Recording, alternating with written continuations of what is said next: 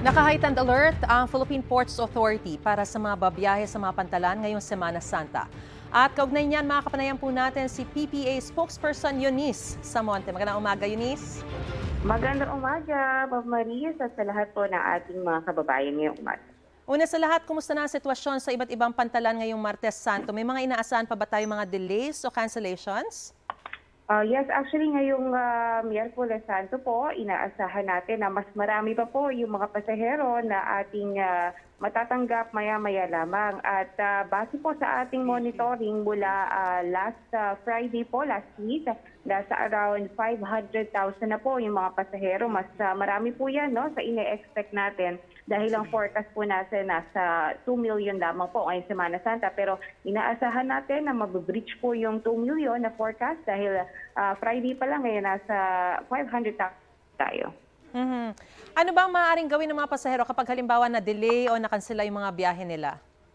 Usually po, ito po ay para po dapat sa mga shipping line. No? Kapag po pumunta sila sa pantalan at sinabihan na kanselado o suspended po yung biyahe nila, maaari po silang mag-refund at magreklamo dito po sa shipping lines sa kanila pong binook. No? Depende po sa kanilang shipping lines na napili.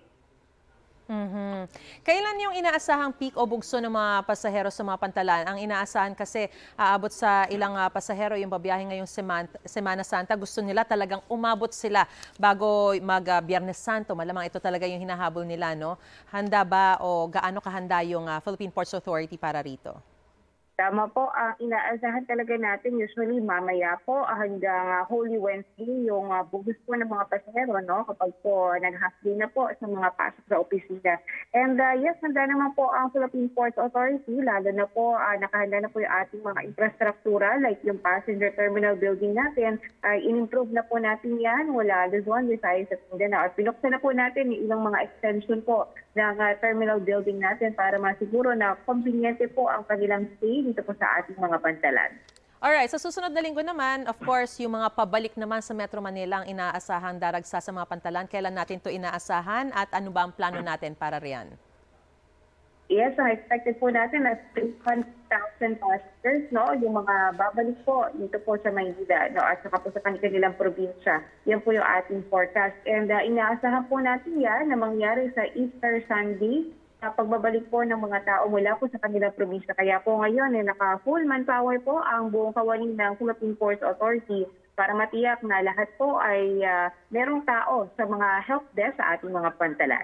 At ano ang mga karagdagang paalala pa natin para sa mga babiyahe ngayong Semana Santa, Eunice?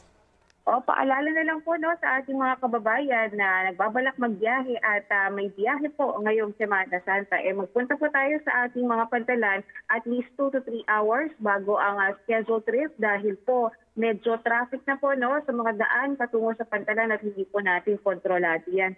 Mas makabubuti rin po kung mag-book na sila online para po siguradong mayroon na silang ticket sa kanila pong trip at dire-diretso na po sila doon sa passenger terminal building. Pero pwede pa namang mag-walk-in? Yes, tama po. Meron po tayong mga ticket na mabibili sa ating mga pantalan at pwede naman po mag-walk-in. Pero mas maganda pa rin po kung iwasan na natin yung tinatawag na trans passenger at meron na po tayong hawak na ticket pag nagtungo ng pantalan. Alright, maraming salamat, Philippine Ports Authority spokesperson Eunice Samonte. See you soon. Maraming salamat po. Mga kapuso, para una ka sa mga balita, mag-subscribe sa GMA Integrated News sa YouTube. Sa mga kapuso abroad, subaybayan niyo po kami sa GMA Pinoy TV at sa www.gmanews.tv.